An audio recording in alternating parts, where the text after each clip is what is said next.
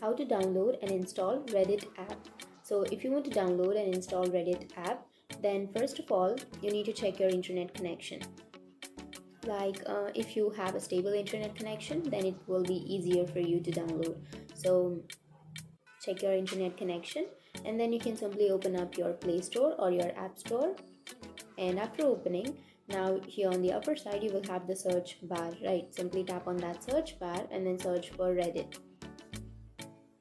And after searching, here you can simply tap on that application, and here I have already installed this application. But if you have not installed it and if you want to install it, then you can simply have the install option instead of this open option. You can simply tap on that install, and your download or your install will be started.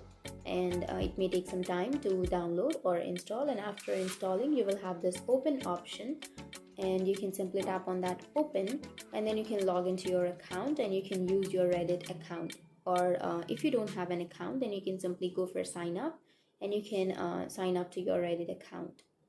So that's it. That's how you download. And if you have any questions, feel free to comment below. Thanks for watching.